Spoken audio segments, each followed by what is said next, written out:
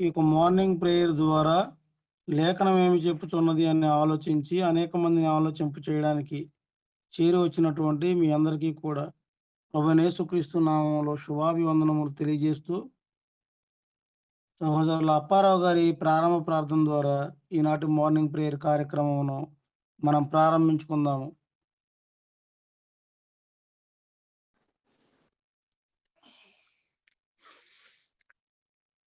మహోన్నతుడు అయిన తండ్రి, పరిశుద్ధుడు అయిన మా దేవ, సర్వశక్తివంతుడు అయిన తండ్రి, మీ ఘనమైన నామమునకు స్తుతి స్తోత్రాలు, కృతజ్ఞత ఆస్తుతులు చెల్లించుకుంటున్నాం.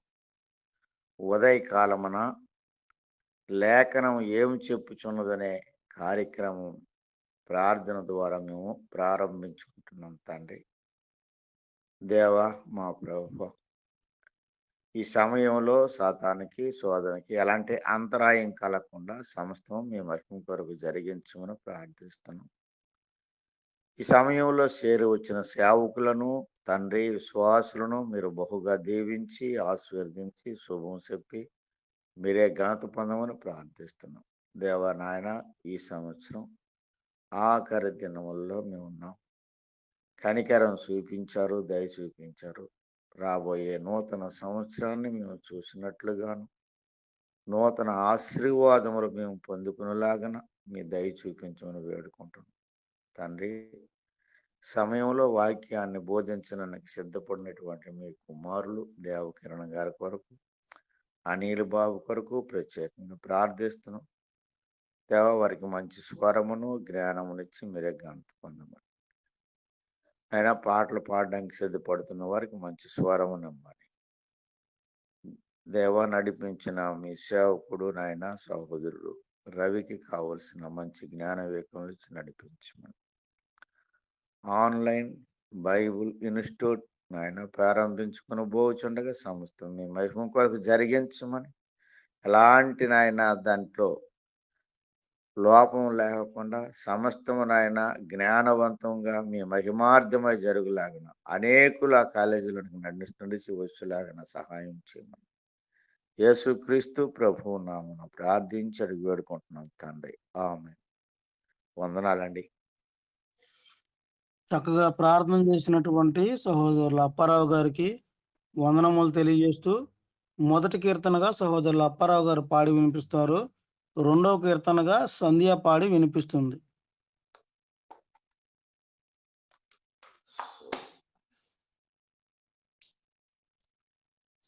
సరే, అందరికీ వందనాలండి. ఈ సమయంలో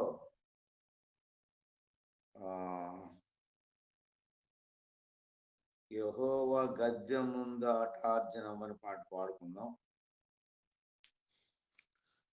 యెహోవా గద్దె ముందట అర్జనంబు లారా మ్రొక్కుడి, యెహోవా గద్దె ముందట అర్జనంబు లారా మ్రొక్కుడి, యెహోవా దేవుడేసు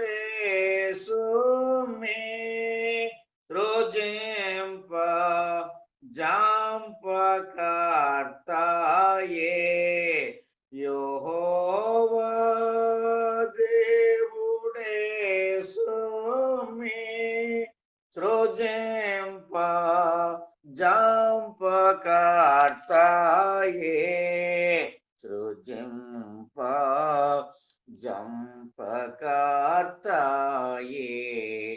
యెహోవా గద్దె ముందట అర్జనంబు లారా మ్రొక్కుడి,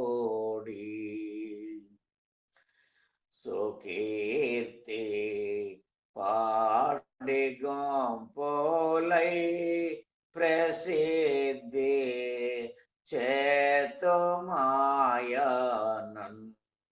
సుకీర్తి పాడి గొంపులై ప్రసిద్ధి చేతుమాయనన్, మాయనం జగత్తు వేయినోళ్ళతో స్తుతించు దివ్యమాధ్వనిన్ జగత్తు వేయినోళ్ళతో స్తుతించు దివ్యమాధ్వనిన్ స్తుతించు దివ్యమాధ్వనిన్ యెహోవా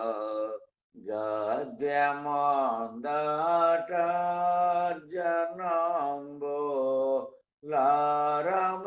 లారమ్రొక్కుడి శ్రీయేసు క్రీస్తు ద్వారానే మమన్ సృజించి మట్టిచే శ్రీయేసు క్రీస్తు ద్వారానే మమన్ సృజించి మట్టిచే భ్రమించు గొర్రె రీతిగా దపంగా మళ్ళీ చేర్చెను భ్రమించు గొర్రె రీతిగా దపంగా మళ్ళీ చేర్చెను దపంగా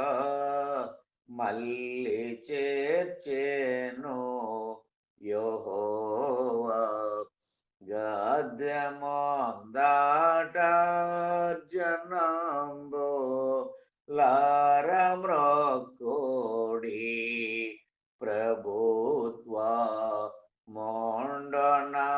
మొండనంతగా అగన్ని ప్రేమ నిత్యము ప్రభుత్వ మొండనంతగా అగన్ని ప్రేమ నిత్యము శ్రీరాంబో నీదు సత్యము వసించు నెల్ల కాలము శ్రీరాంబో నీదు సత్యము వసించు నెల్ల కాలము వసించు నెల్ల కాలము యెహోవా గద్యమందట జనంబు లారమ్రొక్కుడి. వందనాలండి.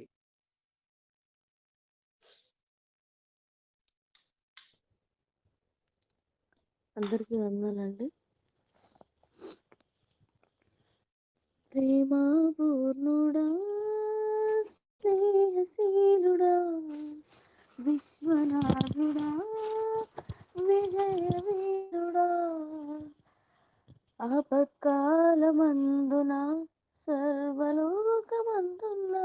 దీనజనాలి దీపముగా వెలుగుచున్నవాడా ప్రేమాపూర్ణుడా స్నేహశీలుడా విశ్వనాథుడా విజయవీరుడా సర్వలోకమందున్న దీనజనాలి దీపముగా వెలుగుచున్నవాడా ఆరాధింతు నిన్నే లోకరక్షకుడా ఆనందింతు నీలో జీవితాంతము నీ కృప ఎంత ఉన్నతమో వర్ణించలేని స్వామి నా కృప ఎందు తుది వరకు నడిపించు యేసయ్యా ప్రేమాపూర్ణుడా స్నేహశీలుడా విశ్వనాథుడా విజయవీరుడా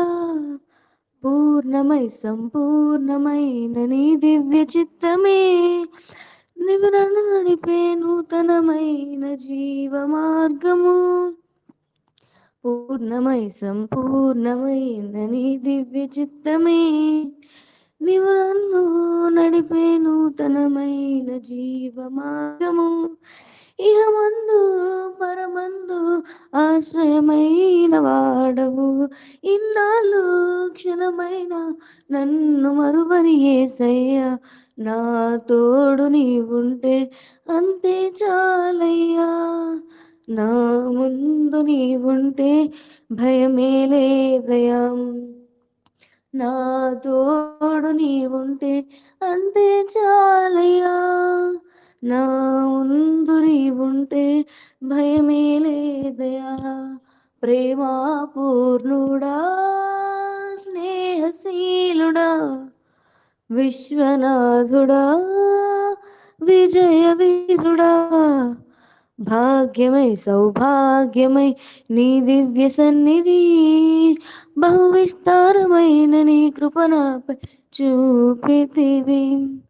భాగ్యమై సౌభాగ్యమై నీ దివ్య చిత్తమే, బహు విస్తారమైన నీ కృపణపై చూపితివి.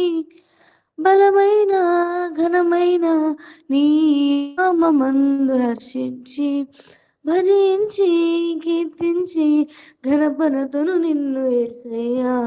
నాతో ఉంటే అంతే చాలయ్యా.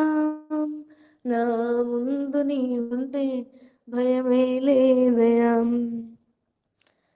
ప్రేమా పూర్ణుడా, స్నేహశీలుడా, విశ్వనాథుడా, విజయ వీరుడా, నిత్యము ప్రతినిత్యము నీ జ్ఞాపకాలతో నా అంతరంగమందు ఉంచును.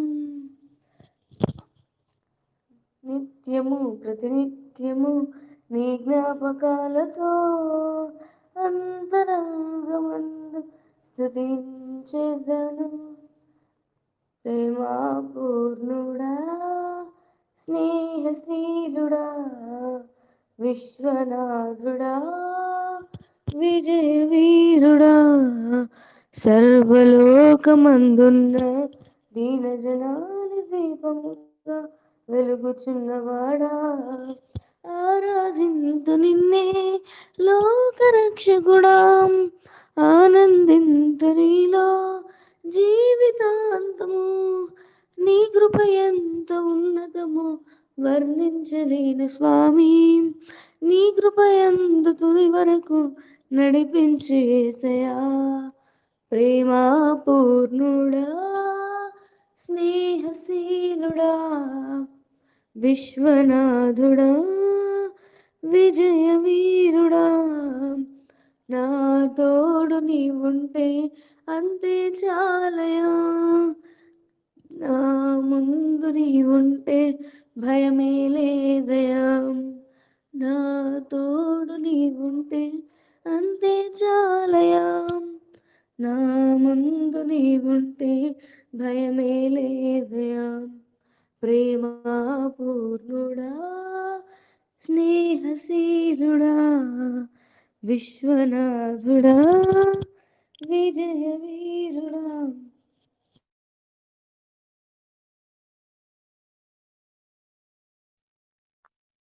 చక్కగా ఇప్పటి వరకు కీర్తనలు పాడి వినిపించినటువంటి సహోదరి అలాగే సహోదరునికి వందనములు తెలియజేస్తూ నిర్గమకాండము 33వ అధ్యాయము వాక్యపట్నం భాగంగా చదువుకుందాము. సహోదరులు అప్పారావు గారు మొదటి పేర చదువుతారు 6వ వచనం వరకు, 7వ వచనం నుండి 11వ వచనం వరకు నవ్య చదువుతుంది, 12వ వచనం నుండి 16వ వచనం వరకు సంధ్య చదువుతుంది,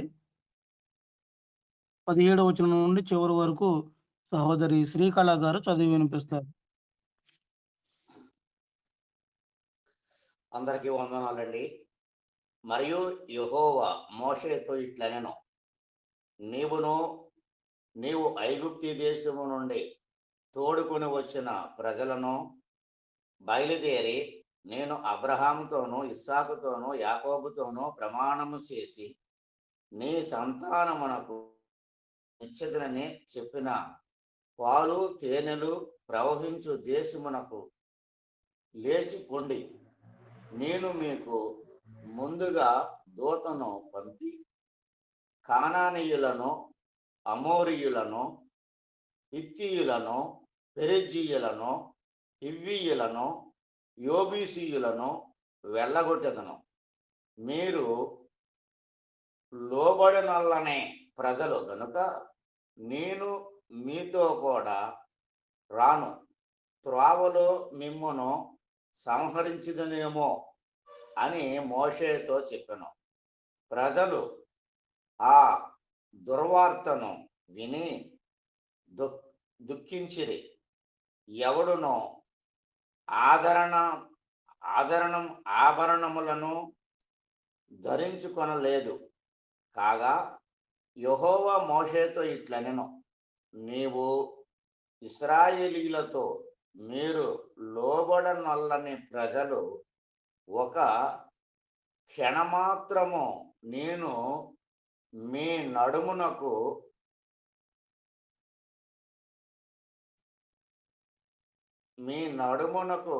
వచ్చి మిమ్మును నిర్మూలము చేసేదను గనుక మిమ్మును ఏమి చేయవలనో అది నాకు తెలియనట్లు మీ ఆభరణములను మీ మీద నుండి తీసివేయుడి అని చెప్పమనెను. కాబట్టి ఇశ్రాయేలు ఓరేబు కొండ యొద్ద తమ ఆభరణములను తీసివేసిరి. అంతటా మోషే గుడారమును తీసి పాళెము వెలుపలికి వెళ్ళి పాళెమునకు దూరముగా దాని వేసి దానికి ప్రత్యక్షపు గుడారమును పేరు పెట్టెను. యెహోవాను వెదికిన ప్రతివాడును పాళెమునకు వెలుపలనున్న ఆ ప్రత్యక్షపు గుడారమునకు వెళ్ళుచూ వచ్చెను. మోషే ఆ గుడారమునకు వెళ్ళినప్పుడు ప్రజలందరూ లేచి ప్రతివాడు తన గుడారపు ద్వారమందు నిలిచి అతడు ఆ గుడారములోనికి పోవు వరకు అతని వెనుక తట్టు నిదానించి చూచుచుండెను. మోషే ఆ గుడారములోనికి పోయినప్పుడు మేఘస్తంభము దిగి ఆ గుడారపు ద్వారమందు నిలువగా యెహోవా మోషేతో మాట్లాడుచుండెను. ప్రజలందరూ ఆ మేఘస్తంభము ఆ గుడారపు ద్వారమున నిలుచుట చూచి లేచి ప్రతివాడును తన తన గుడారపు ద్వారమందు నమస్కారము చేయుచుండిరి. మనుష్యుడు తన స్నేహితుడితో మాట్లాడినట్లు యెహోవా మోషేతో ముఖాముఖిగా మాట్లాడుచుండెను. తరువాత అతడు పాళెములోనికి తిరిగి వచ్చుచుండెను.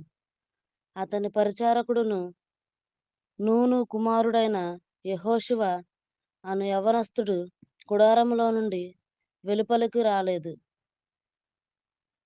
అందరికీ వందనాలు. మోషే యెహోవాతో ఇట్లనెను, చూడుము, ఈ ప్రజలను తోడుకొని పొమ్మని నీవు నాతో చెప్పుచున్నావు గాని నాతో ఎవరిని పంపెదవో అది నాకు తెలుపలేదు. నేను నీ పేరును బట్టి నిన్ను ఎరిగి ఉన్నాననియు నా కటాక్షము నీకు కలిగినదనియు చెప్పితివి కదా. కాబట్టి నీ కటాక్షము నా ఎడల కలిగిన ఎడల నీ కటాక్షము నా ఎడల కలుగునట్లుగా దయచేసి నీ మార్గమును నాకు తెలుపుము. అప్పుడు నేను నిన్ను తెలుసుకొందును. చిత్తగించుము, ఈ జనము నీ ప్రజలే గదా అనెను. అందుకాయన, నా సన్నిధి నీకు తోడుగా వచ్చును, నేను నీకు విశ్రాంతి కలుగజేసేదను. మోషే, నీ సన్నిధి రాని ఎడల ఇక్కడి నుండి మమ్మను తోడుకొని పోకుము. నా ఎడలను నీ ప్రజల ఎడలను నీకు కటాక్షము కలిగినదని దేని వలన తెలియబడును? నీవు మాతో వచ్చుట వలననే కదా. అట్లు మేము అనగా నేనును నీ ప్రజలను భూమి మీదున్న సమస్త ప్రజలలో నుండి ప్రత్యేకింపబడుదుమని ఆయనతో చెప్పాను. కాగా యెహోవా, నువ్వు చెప్పిన మాట చొప్పున చేసేదను. నీ మీద నాకు కటాక్షం కలిగినది. నీ పేరును బట్టి నిన్ను ఎరుగుదనని మోషేతో చెప్పగా అతడు దయచేసి నీ మహిమను నాకు చూపుమనగా ఆయన నా మంచితనమాకి నీ ఎదుట కనబరిచెదను. యెహోవా అను నామము నీ ఎదుట ప్రకటించెదను. నేను ఖండించవాన్ని ఖండించెదను, ఎవని యందు కనికరపడెదనో వాని ఎందుకు కనికరపడదా అనెను. మరియు ఆయన, నీవు నా ముఖము చూడజాలు, ఏ నడు నన్ను చూచి బ్రతుకుడనెను. మరియు యెహోవా, ఇదిగో నా సమీపమున ఒక స్థలమున్నది, నీవు ఆ బండ మీద నిలువవలెను. నా మహిమ నిన్ను దాటి వెలుచుండగా ఆ బండ సందులో నిన్ను ఉంచి దాటి వెళ్ళే వరకు నా చేతితో నిన్ను కప్పెదను. నేను నా చేయి తీసిన తర్వాత నా వెనుక పార్శ్వము చూచుదువు గాని నా ముఖం నీకు కనబడదని మోషేతో చెప్పాను. ఇప్పటి వరకు చక్కగా ఈ యొక్క 33వ అధ్యాయం అంతటిని కూడా చదివి వినిపించినటువంటి సహోదరులు అలాగే సహోదరునికి ప్రత్యేకంగా వందనములు తెలియజేస్తూ సహోదరులు అనిల్ గారు ఈ యొక్క అధ్యాయం అంతటిని వివరించవలసిందిగా కోరుకుంటూ ప్రేమతో ఆహ్వానిస్తున్నాము.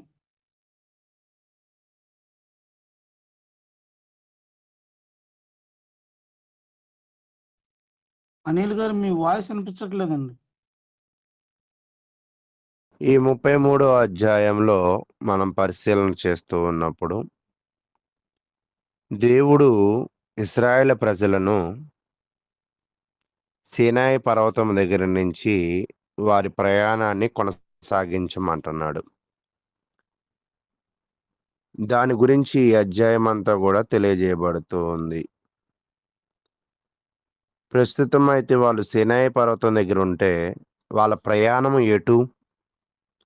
ఎటు వెళ్ళాలని దేవుడు వారిని నడిపిస్తూ ఉన్నాడు అంటే 1వ వచనం, మరియు యెహోవా మోషేతో ఇట్లనెను, నీవు ఐగుప్తు దేశము నుండి తోడుకుని వచ్చిన ప్రజలను బయలుదేరి నేను అబ్రహాముతోనూ ఇస్సాకుతోనూ యాకోబుతోనూ ప్రమాణము చేసి నీ సంతానమునకు దీని నీకిచ్చేదను చెప్పిన పాలు తేనెలు ప్రవహించు దేశమునకు లేచిపోండి. అంటే ఇక్కడ దేవుడు తన యొక్క వాగ్దానాన్ని జ్ఞాపకం చేసుకుంటూ వారిని అటువైపు నడిపించాలనే ప్రయత్నం చేస్తూ ఉన్నాడు. చూడండి, ఈ అధ్యాయాన్ని ఒకసారి మనం చూస్తూ ఉన్నప్పుడు 1 నుంచి 6 వచనాలు మనం పరిశీలన చేస్తే దేవుడు పితరులతో ఇచ్చిన వాగ్దానాన్ని జ్ఞాపకం చేసుకుని వారి దేశానికి వాళ్ళని పంపించాలని హెచ్చరించడం అనేది చూస్తూ ఉన్నాం. 7 నుంచి 11 వచనాలు చూస్తూ ఉన్నప్పుడు మోషే ఒక గుడారాన్ని నిర్మించి ఆ గుడారంలో దేవునితో మాట్లాడడము, ఆ గుడారంలో దేవుడు వచ్చేటప్పుడు ఒక మేఘస్తంభము దిగడము, ఆ మేఘస్తంభము దిగిన తర్వాత ఆ గుడారంలో మోషే మరియు దేవుడు ఒక మంచి స్నేహితులులాగా మాట్లాడుకోవడము మనం చూస్తూ ఉన్నాం. 12 నుంచి 17 వచనాలు చూస్తూ ఉన్నప్పుడు యెహోవా సన్నిధి కోసం మోషే వేడుకుంటూ ఉన్నాడు. అయ్యా, నువ్వైతే మమ్మల్ని కానాను దేశానికి వెళ్ళమంటున్నావు అని గుడారంలో మాట్లాడుతూ, మరి మాకు తోడు ఎవరొస్తారయ్యా అనంటే, మీరెళ్ళండి, మీకు నేను విశ్రాంతి ఇస్తాను అని దేవుడు తెలియజేస్తూ ఉన్నాడు. 18 నుంచి 23 వచనాలు మనం చూస్తూ ఉన్నప్పుడు మోషే అడుగుతూ ఉన్నాడు, అయ్యా నీ మహిమను నాకు కనపరచయ్యా అని. అప్పుడు దేవుడు ఏమంటున్నాడంటే, ఓ మోషే, నువ్వు మంచివాడివి, నీకు నేను తోడుగా ఉంటాను, నువ్వు వెళ్ళే మార్గం అంతా కూడా నీకు సహాయకుడిగా ఉంటాను అని తెలియజేస్తున్నట్లుగా ఈ అధ్యాయాన్ని మనం చూస్తూ ఉన్నాం. అంటే ఈ అధ్యాయంలో మనం పరిశీలన చేసేది ఏంటంటే, ఇశ్రాయేలీలు ఈజిప్టు నుండి అంటే ఐగుప్తు నుండి వాగ్దాన దేశం వైపు ప్రయాణం చేయడం, దైవిక శిక్ష, జాగ్రత్త. మోషే దేవునికి మరియు అతని ప్రజల మధ్య మధ్యవర్తిత్వం వహిస్తున్నాడు. ప్రభువుతో, దేవునితో లోతైన వ్యక్తిగత సంబంధాన్ని మోషే పెంపొందించుకుంటున్నాడు. మోషే దేవునితో తన సంభాషణ చాలా దైవికమైన కరుణను, మానవ పశ్చాత్తాపమును, జీవిత ప్రయాణముల్లో దేవుని ఉనికిని, అటువంటి అంశాలను మోషే దేవునితో మాట్లాడుతూ ఉన్నాడు. అంటే మోషే పూర్తిగా ఈ అధ్యాయంలో మనం పరిశీలన చేస్తున్నప్పుడు దేవుని మీద ఎంతలాగా ఆధారపడ్డాడో, దేవుని సహాయమును ఎంతలాగా కోరుకుంటూ ఉన్నాడో, ఈ ప్రజలను దేవుడిస్తానన్న వాగ్దాన దేశంలోకి నడిపించాలని ఎంతలాగా తాపత్రయపడుతున్నాడో ఇక్కడ మనకైతే అర్థమవుతుంది. అయితే దేవుడు ఏమంటున్నాడంటే, మీకు ముందుగా నేను ఒక దూతను పంపిస్తాను, మీరు సీనాయి పర్వతాన్ని విడిచిపెట్టి మీ ప్రయాణాన్ని కొనసాగించండి అని అన్నాడు. నేను మీతో రాను, నా ప్రతినిధిగా నాకు బదులుగా దేవదూతలను పంపిస్తాను అని అన్నాడు. ఎందుకు దేవదూతలను పంపిస్తాను అని తెలియజేశాడంటే, మీరు ఎలాంటి స్వభావం కలిగిన వాళ్ళు అంటే లోబడని వారు. 3వ వచనం చెప్తున్నారు. మీరు లోబడని ప్రజలు గనుక నేను మీతో కూడా రాను, త్రోవలో మిమ్మును సంహరించుదునేమో అని మోషేతో చెప్పాను. అంటే మోషే, దేవుడు ఇరువురు మాట్లాడుకుంటూ ఉంటే దేవుడు చెప్తున్నాడు, ఓ మోషే, నేను మీతో రావడానికి అవకాశము లేదు. దానికి గల కారణం ఏమిటి అంటే, మీరు మొండివాళ్ళు. మీ మొండితనాన్ని బట్టి, మీ యొక్క అవిధేయతను బట్టి నేను మిమ్మల్ని నశింపజేస్తానేమో, కాబట్టి నేను మీతో పాటు రాను అని దేవుడు తెలియజేస్తూ ఉన్నాడు. అయితే ఈ విషయము మోషే విని తన ప్రజలతో మాట్లాడిన తర్వాత వాళ్ళు చాలా బాధపడుతూ ఉన్నారు. అదేంటి, దేవుడి బట్టే కదా మనము అక్కడి నుంచి ఇక్కడికి వచ్చాము, మళ్ళా ఇక్కడి నుంచి కానాను వెళ్ళాలంటే దేవుని సహాయం ఖచ్చితంగా మనకి కావాలి కదా. ఇప్పుడు దేవుడే మనతో రానని దూతను పంపిస్తున్నాను అని అంటే 4వ వచనం, ప్రజలు ఆ దుర్వార్తను విని దుఃఖించి, అంటే చాలా బాధపడ్డారు వాళ్ళు. అంటే ఈరోజు నిజంగా తప్పును తెలుసుకోకుండా బాధపడడం వల్ల ఎటువంటి ప్రయోజనం కూడా లేదు. దేవుడు తెలియజేస్తున్న అక్కడ విషయం ఏమిటి అంటే, మీరు లోబడని ప్రజలు కాబట్టి అని పదే పదే చెప్తూ ఉన్నాడు. అంటే వాళ్ళ జీవితంలో వాళ్ళకి లేని లక్షణం ఏమిటి అంటే విధేయత. విధేయత అంటే చెప్పింది చెప్పినట్లుగా జీవించడం, చెప్పింది చెప్పినట్లుగా నడుచుకోవడం. ఈరోజు క్రైస్తవ జీవితాలలో కూడా ఒకవేళ మనం పరిశీలన చేస్తే, దేవుడు చెప్పింది చెప్పినట్లుగా మనము జీవించకపోయినా, చేయకపోయినా మనము కూడా లోబడని జనాలమే. ఈ లోబడని జనాలకి దేవుడు ఎప్పుడూ కూడా దగ్గరగా ఉండడు. లోబడని జనాలకి దేవుడు ఎప్పుడూ కూడా దూరంగా ఉంటాడు. అయితే దేవుడు మనతో ఉండకపోవడము అనేది అది ఒక దుర్వార్తే. నిజంగా దేవుడు దగ్గరగా ఉండడము అనేది అది ఒక సువార్త. ఈరోజు మీరు మీ జీవితంలో సువార్తతో ముందుకెళ్తున్నారా, దుర్వార్తతో ముందుకు వెళ్తున్నారా పరిశీలన చేసుకోండి. లోబడుతూ వెళితేనే సువార్త అవుతుంది, లోబడకుండా వెళ్తే అది దుర్వార్త అవుతుంది. కాబట్టి అది గ్రహించుకోండి. అయితే ఇక్కడ ఆశ్చర్యకరమైన విషయం ఏంటంటే, దేవుడే జాగ్రత్త పడుతున్నాడు ఇశ్రాయేలు ప్రజల దగ్గర. వీళ్ళు ఎలాగో లోబడని వాళ్ళు, ఒకవేళ వీళ్ళతో ఉంటే పొరపాటున వీళ్ళు చేసే పనులకి, వీళ్ళు ప్రవర్తించే విధానానికి నేను కోపపడి వీళ్ళని అందరినీ కూడా నాశనం చేస్తానేమో, నిర్మూలన చేస్తానేమో. కాబట్టి నేను మీతో రావడము మీకు సేఫ్ అని మీరు అనుకుంటున్నారు, కానీ నేను మీతో రావడం మీకు సేఫ్ కాదు. దానికి గల కారణం ఏంటంటే మీ ప్రవర్తనే అని తెలియజేశాడు. తెలియజేసిన తర్వాత 9వ వచనం, మోషే ఆ గుడారములోనికి పోయినప్పుడు మేఘస్తంభము దిగి ఆ గుడారపు ద్వారమందు నిలువుగా. అంటే మోషే ఒక సాధారణమైన ఒక గుడారం కట్టాడు.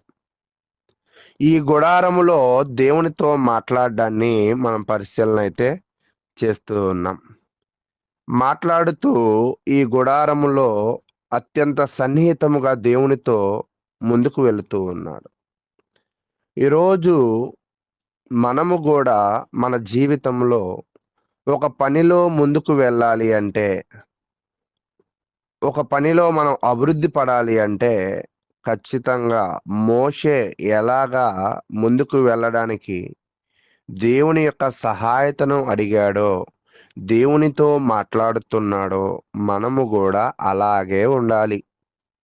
మనము కూడా ఏ పని చేసినా ప్రార్థనా పరులుగా, దేవుని సహాయమును అడిగేవారిగా మన జీవితంలో అయితే ఉండాలి. ఇప్పుడు ఈ మోషే ఏం చేస్తున్నాడంటే, దేవునికి మానవులకి అంటే ఇశ్రాయేల్ ప్రజలకి కొంచెం డిస్టర్బెన్స్ వచ్చి దూరం అయిపోతూ ఉన్నారు. అలా కాదయ్యా, నువ్వు ఉండాల్సిందే, నువ్వు ఉండి నువ్వు మమ్మల్ని నడిపించాల్సిందే. నువ్వు లేకపోతే మేము ఇక్కడి నుంచి పొరపాటున మేము కదలము. చూడండి, ఈ విషయంలో మనకి యాకోబు గుర్తొస్తూ ఉన్నాడు. యాకోబు కూడా నువ్వు దీవించే వరకు నేను నిన్ను విడిచిపెట్టను అన్నట్లుగా మోషే కూడా ఏమంటున్నాడంటే, నువ్వు మాతో వస్తేనే మేము ఇక్కడి నుంచి కదులుతాం, మమ్మల్ని ఇక్కడి నుంచి పంపించు. నువ్వు మాతో రాకపోతే మమ్మల్ని కూడా ఇక్కడే ఉంచేసే అని తెలియజేస్తున్నాడు. దయచేసి నీ కటాక్షమును మా మీద చూపించయ్యా.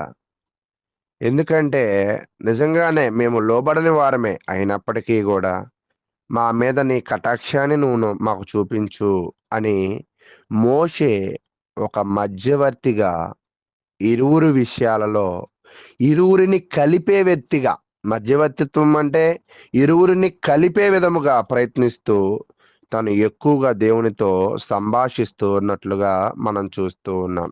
కానీ వీళ్ళు మొండోళ్ళు కదా, లోబడని వాళ్ళు కదా.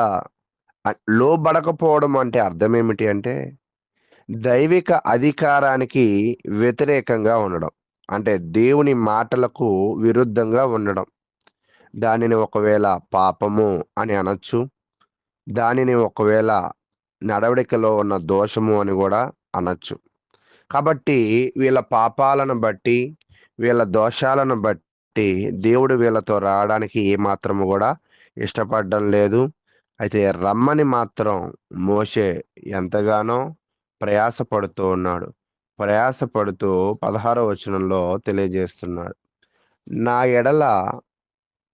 ఎడలను నీ ప్రజల ఎడలను నీకు కటాక్షము కలిగినదని దేని వలన తెలియబడును?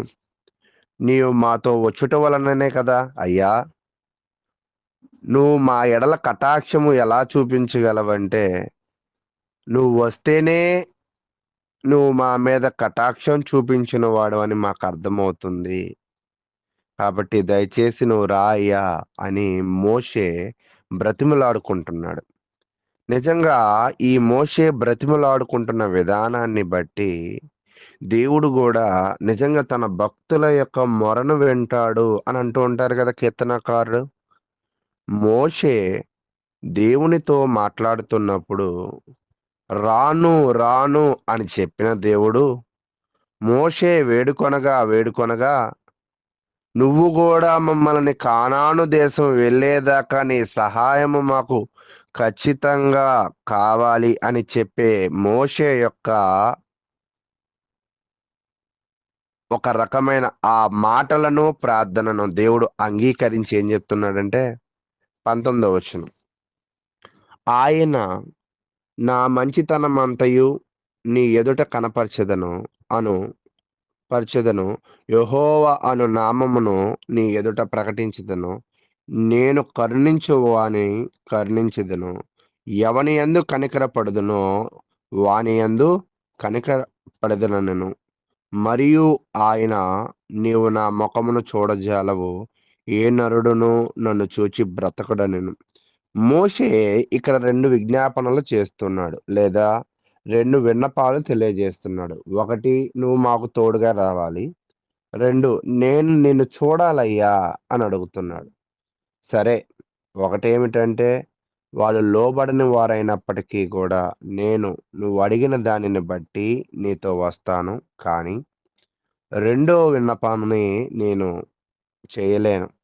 ఎందుకు అంటే నన్ను చూస్తే ఏ నరుడు కూడా బ్రతకలేడు అని తెలియజేస్తూ ఉన్నాడు.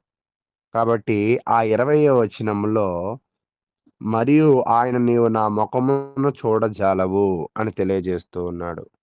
అయితే దేవుని మహిమను మనము చూడాలి అని తాపత్రపడే వాళ్ళు చాలా మంది ఉంటారు. మహిమ అనే పదానికి అర్థం ఏమిటంటే కావోదు. ఇది గౌరవాన్ని సూచిస్తూ ఉంది. అంటే మోషే దేవుని మహిమను చూడాలని అనుకుంటూ ఉన్నాడు, కానీ అది సాధ్యపడదు అని దేవుడైతే తెలియజేశాడు. కాబట్టి ప్రియ సహోదరులారా,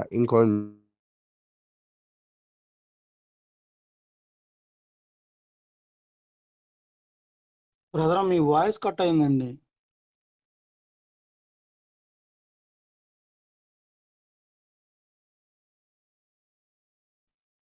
ఒకసారి లెఫ్ట్ అయ్యారు అనిల్ గారు. హలో, వినిపిస్తుందండి ఇప్పుడు. దేవుని మహిమను, దేవుని యొక్క ప్రత్యక్షతను మోషే చూడడానికి ఇష్టపడుతూ ఉన్నాడు, కానీ దేవుడు ఏం తెలియజేస్తూ ఉన్నాడంటే, అయ్యా నా మహిమను చూడడానికి అవకాశము, నా ముఖమును చూడడానికి అవకాశం అయితే లేదు అని తెలియజేస్తూ ఉన్నాడు. కాబట్టి ప్రియ సహోదరులారా, ఈ అధ్యాయంలో మనం చూస్తూ ఉన్నప్పుడు మనం నేర్చుకోవాల్సిన విషయం ఏమిటి అంటే, దేవుని సన్నిధాన్ని వెతకాలి. మోషే వెతికాడు, దూరంగా వెళ్ళిపోతా అన్న దేవుడు మళ్ళా దగ్గరికి వచ్చాడు. మన జీవితంలో కూడా ప్రార్థన ద్వారా, ఆరాధన ద్వారా, దైనందిక జీవితంలో దేవుని సన్నిధానాన్ని మనము వెతకాలి. మధ్యవర్తిత్వము, మోషే ఎలా మధ్యవర్తిత్వాన్ని వహించి పాపులుగా ఉన్న వారికి, లోబడని వారికి, మొండి వారికి దేవునితో సమాధానపరిచాడో, క్రైస్తవులుగా మనము కూడా అనేకులకు సువార్తను ప్రకటించి చెడ్డవారిని దేవుని దగ్గరికి తీసుకువచ్చే ఒక మధ్యవర్తిత్వాన్ని మనము పోషించాలి. దేవుని పవిత్రతకు మనము విలువ ఇవ్వాలి. తదుపరి పాయింట్, దేవుని పవిత్రతకు విలువ ఇవ్వడం అంటే ఏమిటి అంటే, పాపము చేయకుండా లోబడుతూ దేవునిని గౌరవించడమే దేవుని నామాన్ని మనము మహిమపరచడంలో ఒక భాగం కూడా. దేవుడు ఎప్పుడు దగ్గరగా ఉంటాడంటే, సువార్తకు లోబడినప్పుడు. దేవుడు ఎప్పుడు దూరంగా వెళ్ళిపోతాడంటే, నువ్వు లోబడనప్పుడు అది నీకు దుర్వార్తగా అవుతుంది అని తెలియజేశాడు.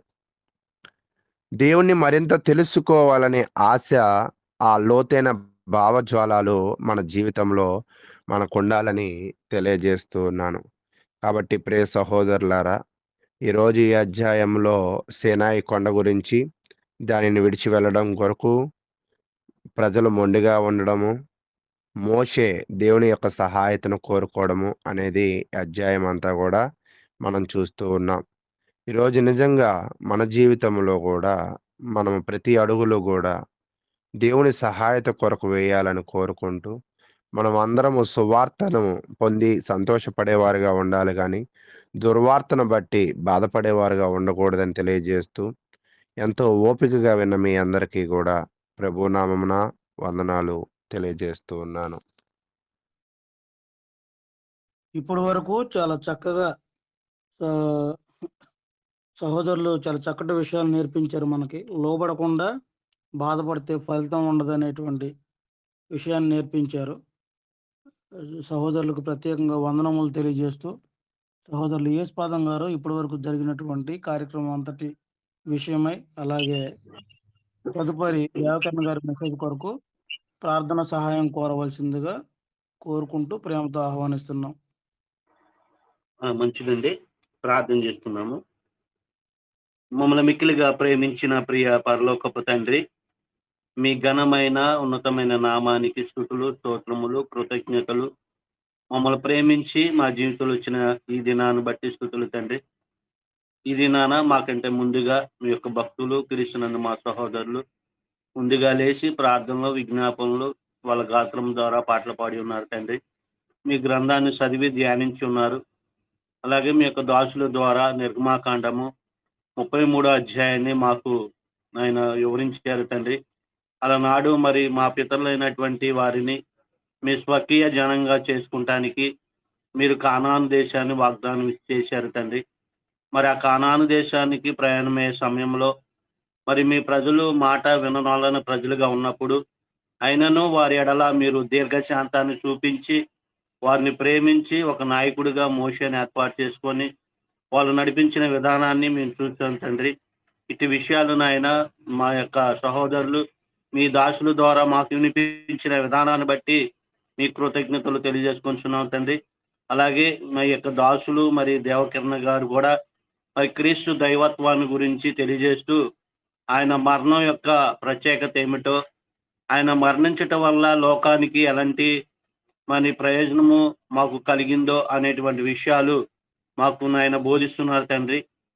అలాగే ఈరోజు మీ ప్రజలమైన మధ్య బోధించడానికి ఏ సమాచారం అయితే మా మధ్య తీసుకొచ్చారో ఆ విషయాలు మరి స్పష్టంగా అర్థమయ్యే రీతిలో మాకు బోధించడానికి మీ దాసులకి సమయోచితమైనటువంటి ఆలోచన జ్ఞానాన్ని మరింతగా వారికి దయచేయమని కోరుకుంటూ, వినుసున్నటువంటి మాకు శ్రద్ధ ఆసక్తిగా వాటిని ఆయన వింటమే కాకుండా వాటి ప్రకారము మా ప్రవర్తనను మా జీవితాలను మేము సరిచేసుకొని మరణం వరకు నమ్మకంగా ఉండేటువంటి ఆలోచన జ్ఞానాన్ని బుద్ధిని మాకును దయచేయమని కోరుకుంటూ, ఈ మనవులు మీ ప్రియకుమారుడును మా ప్రభువును రక్షకుడైన యేసుక్రీస్తు నామంలో ఈ మనవులన్నీ అడిగి వేడుకొనిస్తున్న ప్రియ పరలోకపు తండ్రి, ఆమేన్.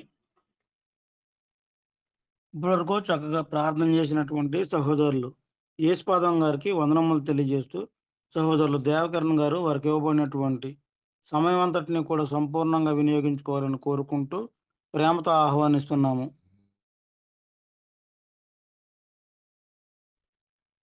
ఈ ఉదయకాల సమయంలో మొదటిగా మన పరలోకపు తండ్రి అయిన దేవునికి నా కృతజ్ఞతాస్తుతులు చెల్లిస్తున్నాను.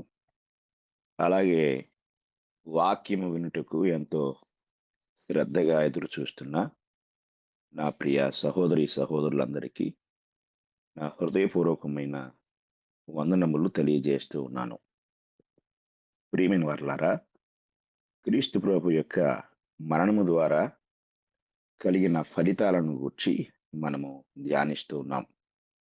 ఈ సందర్భంగా ఒకటి, పాపి పట్ల ఆ యొక్క సంబంధంలో ఎలాంటి ఫలితాలు కలిగాయి, అలాగే రెండవది విశ్వాసికి కలిగిన విశ్వాసితో ఉన్న సంబంధంలో కలిగిన ఫలితాలను గురించి మనము నిన్నటి దినాన ధ్యానించాం.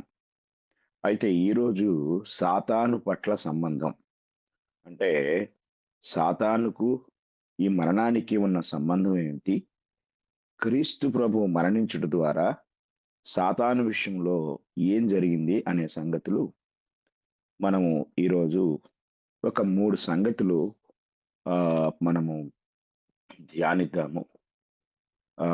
మనం మొదటిగా సింహాసనాన్ని స్వాధీనపరుచుకొనుట అనే సంబంధాన్ని మనము చూద్దాం.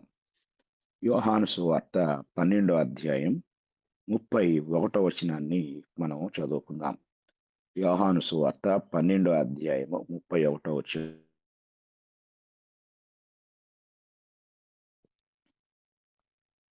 యోహాను సువార్త 12వ అధ్యాయము 31వ వచనాన్ని మనం చదువుకున్నట్లయితే, ఇప్పుడు ఈ లోకమునకు తీర్పు జరుగుచున్నది.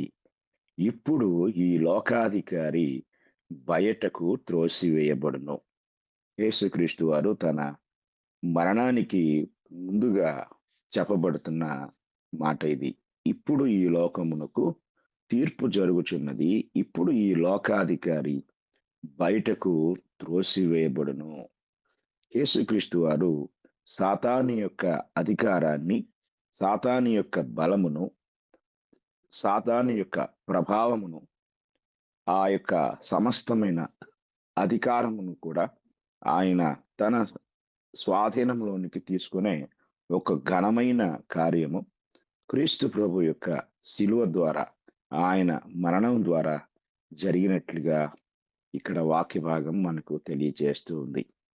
అలాగే రెండవ విషయం ఏమిటి అనేది మనం జాగ్రత్తగా పరిశీలించినట్లయితే, హెబ్రీయులకు రాసిన పత్రిక 2వ అధ్యాయము 14వ వచనాన్ని మనం చదువుకుందాం.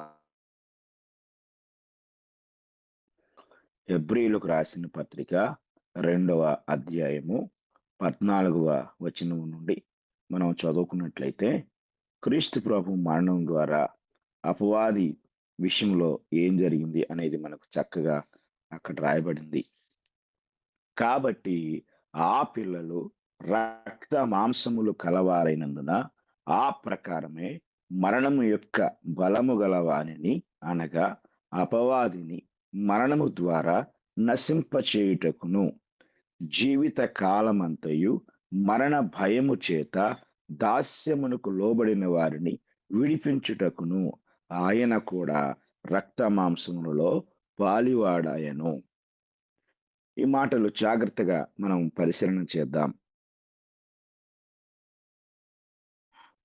యేసుక్రీస్తు వారి యొక్క మరణాన్ని మనము జాగ్రత్తగా ఇక్కడ పరిశీలన చేసినప్పుడు, యేసుక్రీస్తు వారు మరణించడం ద్వారా మరణ బలం కలవాడు, అనగా అపవాది, మరణం యొక్క బలము గలవారిని, అనగా అపవాదిని మరణము ద్వారా నశింపు చేయుటకు, అంటే దేవుని పిల్లలు ఏ మరణ భయము చేత భయపడిపోతూ ఉన్నారో, ఏ మరణ భయము చేత అనుక్షణము కూడా వణికిపోతూ ఉన్నారో, ఆ మరణము యొక్క బలము గల అపవాదిని, ఏ మరణము ద్వారా మానవ జాతిని వాడు భయపెడుతున్నాడో ఆ మరణమే ఆయుధంగా చేసుకుని ఆ మరణము ద్వారా అపవాదిని నశింపచేయుటకు యేసుక్రీస్తు వారు ఈ లోకంలో మరణించాల్సిన పరిస్థితి ఏర్పడింది.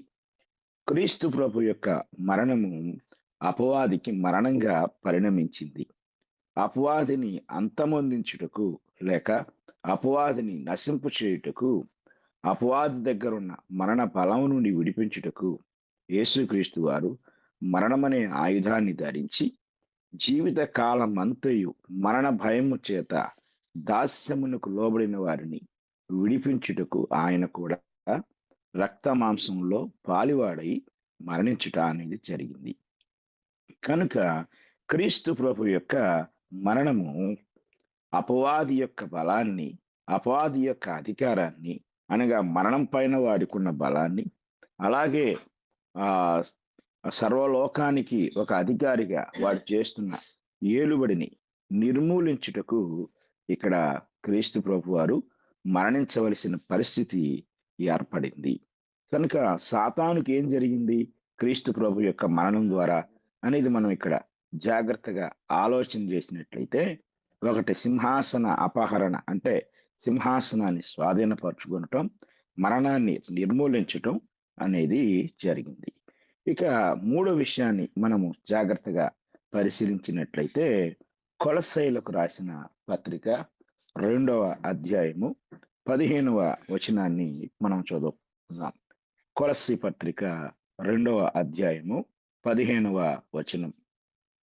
ఈ పత్రికలో పౌలు గారు మాట్లాడుతూ చెప్తున్న సంగతులు మనం ఒకసారి చదువుకుందాం. 2వ అధ్యాయం 15వ వచనం. ఆయనతో కూడా మిమ్మును జీవింపచేసెను, ఆయన ప్రధానులను, అధికారులను, నిరాయుధులనుగా చేసి శిలువ చేత జయోత్సవముతో వారిని పట్టి తెచ్చి బాహాటముగా వేడుకకు కనపరిచెను. కాబట్టి ఆయన మరణంతో ఉన్న మనలను మనకు జీవాన్ని అనుగ్రహించి ప్రధానులను అధికారులను నిరాయుధులనుగా చేసి, అంటే ఏ అపవాది సంబంధమైన అధికారులు ప్రధానులు ఉన్నారో వారందరినీ నిరాయుధులనుగా చేశారు. శిలువ చేత జయోత్సవముతో, అంటే శిలువ ఒక విజయ ఉత్సవం, తద్వారా వారిని పట్టి తెచ్చి బాహాటముగా వేడుకకు కనపరిచెను. ఇది కొంచెం మనకి ఎఫ్ఎస్సి పత్రికలో వివరంగా ఉంటుంది. ఎఫ్ఎస్సి పత్రిక చదువుకున్నాం. 6వ అధ్యాయము, ఎఫ్ఎస్సి పత్రిక 6వ అధ్యాయము 12వ వచనాన్ని మనము చదువుకుందాం. ఎఫ్ఎస్సి పత్రిక 6వ అధ్యాయము 12వ వచనం నుండి, ఏలయనగా మనము పోరాడునది శరీరులతో కాదు గాని ప్రధానులతోనూ అధికారులతోనూ ప్రస్తుత అంధకార సంబంధులకు లోకనాథులతోనూ ఆకాశ మండలమందున్న దురాత్మల సమూహములతోనూ పోరాడుచున్నాము. అందుచేతను మీరు ఆపద్దినమందు వారిని ఎదిరించుటకును సమస్తమును నెరవేర్చిన వారై నిలువబట్టుకును శక్తిమంతులగునట్లు దేవుడిచ్చు సర్వాంగ కవచమును ధరించుకునుడి. కనుక ఇక్కడ క్రీస్తు ప్రభువు వాడి పైన విజయాన్ని సాధించారు. వాడిని ఓడించాడు. అలాగే ఆయన ఆ యొక్క ప్రధానులను అధికారులను శిలువ చేత జయోత్సవంతో పట్టి తెచ్చి బంధించి బాహాటముగా వేడుకకు కనపరిచారు. ఇదంతా అదృశ్యంగా శిలువలో జరిగిన కార్యం, అనగా క్రీస్తు ప్రభు యొక్క మరణము ద్వారా జరిగిన కార్యం. క్రీస్తు ప్రభు యొక్క మరణం ఇంతటి మహా గొప్ప ఘనమైన కార్యాన్ని, అనగా అంధకార శక్తుల మీద అధికారాన్ని లయపరచటంలో, అపవాది యొక్క బలాన్ని హరించి వేయటంలో, వీటన్నిటి ద్వారా క్రీస్తు ప్రభు యొక్క మరణం ఒక గొప్ప ఘనమైన కార్యాన్ని జరిగించినట్లుగా మనం చూడగలం. కనుక క్రీస్తు ప్రభు యొక్క మరణము ద్వారా అపవాదికి జరిగింది ఏమిటి అనే దాన్ని మనం చూస్తే, అపవాది పరాజయం పాలయ్యాడు, ఓటమి పాలయ్యాడు. కనుక ఈ విషయాన్ని మనం చాలా జాగ్రత్తగా గమనించవలసిన వారమై ఉన్నాం. కనుక క్రీస్తు ప్రభు యొక్క మరణం విషయంలో జరిగిన ఈ గొప్ప కార్యాల ద్వారా మనము ఇంతటి గొప్ప మేలు పొందుకున్నాం. అలాగే భౌతికమైన విశ్వం, అనగా ఈ యొక్క లోకం, ఈ లోకం విషయంలో ఏం జరిగింది అనే విషయాన్ని కూడా మనం ఆలోచించినట్లయితే, కొలస్సీ పత్రిక 1వ అధ్యాయం 19 నుండి మనం చదువుతున్నాం. కొలస్సీ పత్రిక 1వ అధ్యాయము 19వ వచనాన్ని మనం చదువుకుందాం. ఆయన యందు సర్వ సంపూర్ణత నివసింపవలననియు ఆయన శిలువ రక్తము చేత సంధి చేసి ఆయన ద్వారా సమస్తమును, అవి భూలోకమందున్నవైనను పరలోకమందున్నవైనను వాటినన్నిటినీ ఆయన ద్వారా తనతో సమాధాన పరచుకున్న వలననియు తండ్రి అభిష్టమాయను. మరియు గతకాలం ముందు దేవునికి దూరస్తులను మీ దుష్క్రియల వలన మీ మనస్సులో విరోధ భావం కలవారునై ఉండిన మిమ్మును కూడా తన సన్నిధిని పరిశుద్ధులుగాను నిర్దోషులుగాను నిరపరాధులుగాను నిలువబెట్టుకు ఆయన మాంసయుక్తమైన దేహం ముందు మరణం వలన ఇప్పుడు మిమ్మును సమాధానపరిచాను. పై వచనంలో ఒక్క మాటలో చెప్పేశాడు. ఏమిటి అంటే, ఆయన ద్వారా, అనగా క్రీస్తు ప్రభు యొక్క మరణము ద్వారా భూలోకమందున్నవి పరలోకమందున్నవి వాటన్నిటినీ ఆయన ద్వారా, అనగా క్రీస్తు ద్వారా తనతో సమాధాన పరుచుకోవాలనే ఆలోచన తండ్రి కలిగి ఉన్నాడు. ఇది భౌతికమైన సృష్టి విషయంలో ఆయన కలిగి ఉన్న ఒక గొప్ప సంబంధం. ఇక తదుపరి విషయాన్ని మనం జాగ్రత్తగా ఆలోచన చేసినట్లయితే, ఇక్కడ తరువాత మనం క్రీస్తు ప్రభు మరణం తర్వాత ఈరోజు మనం ఇక ఆ యొక్క ఫలితాలను ఏ ఏ ఫలితాలైతే మనం పొందుకున్నామో ఇంతవరకు మనం ధ్యానించాము. ఇప్పుడు మనము క్రీస్తు ప్రభు యొక్క పునరుద్ధానం ఆ పునరుద్ధానాన్ని గురించి మనం ధ్యానించబోతున్నాం. క్రీస్తు ప్రభు అనగా ఇన్కార్నేషన్ అనగా క్రీస్తు ప్రభు యొక్క నరావతారంలో ఆయన పుట్టుకను గూర్చి కొన్ని విషయాలు మనం ధ్యానించాము. తదుపరి ఆయన మరణం గురించి ఇంతవరకు ధ్యానించాము. ఇప్పుడు క్రీస్తు ప్రభు యొక్క పునరుద్ధానం గురించి మనము ధ్యానించబోతున్నాం. పునరుద్ధానం యొక్క ప్రాముఖ్యత ఏమిటి అనే విషయాన్ని మనము జాగ్రత్తగా ఆలోచన చేసినట్లయితే, పునరుద్ధానం బైబిల్లో అనేక మంది వ్యక్తులు మరణించిన తర్వాత తిరిగి జీవించిన సంఘటనలు కొన్ని మనకు కనబడతాయి. అయితే వారు పునరుద్ధానం పొందలేదు, కేవలం పునరుద్ధరించబడ్డారు. ఎందుకంటే వారు మరలా మరణించారు. మనం చూస్తూ ఉంటాం, అటు పాత నిబంధనలో ఆ ఏలియా బ్రతికించిన వారు, ఎలీషా బ్రతికించిన వారు, క్రొత్త నిబంధనలో కూడా మరి క్రీస్తు ప్రభు కొంతమందిని బ్రతికించడం, మరణించిన వారిని తిరిగి లేపడం, ఇవన్నీ సంఘటనలన్నీ కూడా క్రీస్తు ప్రభు కంటే ముందే మరణించి మరలా తిరిగి బ్రతికిన వారిని మనం చూస్తూ ఉంటాం. కానీ వారందరూ కూడా పునరుద్ధానం చెందల. వారంతట వారు తిరిగి లేవలేదు, వారు లేపబడ్డారు, మరొకరి చేత పునరుద్ధరించబడ్డారు. ఎందుకంటే వారు మరలా మరణించారు. కానీ మన ప్రభువు నిజమైన పునరుద్ధానం పొందారు. ఒకసారి మరణించి శాశ్వతంగా మృతుల్లో నుండి లేపబడి ఇప్పుడు ఆయన సదాకాలం జీవించి ఉన్నాడు. కనుక క్రీస్తు ప్రభు యొక్క పునరుద్ధానం అనేది అది శాస్త్రీయమైనది, అది మహిమతో కూడింది. ఆయన మరణం అవసరమైంది, ఎందుకంటే ఆయన మన కొరకు పాపమైనాడు.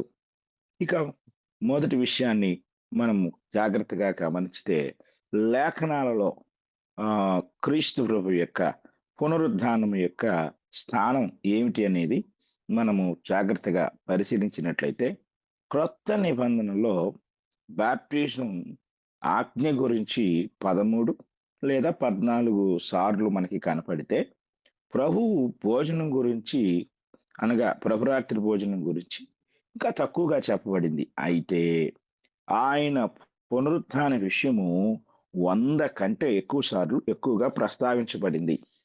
కనుక పునరుత్థానం అనేది మనకు అత్యంత ప్రాముఖ్యమైన ఒక గొప్ప సంఘటన. ఎందుకంటే క్రైస్తవ నిరీక్షణకు మూలము పునరుత్థానం అనే సంగతి మనము చాలా జాగ్రత్తగా గమనించాలి. క్రీస్తు ప్రభు యొక్క పునరుద్ధానమే నేటి క్రైస్తవ్యానికి ఒక గొప్ప పునాది.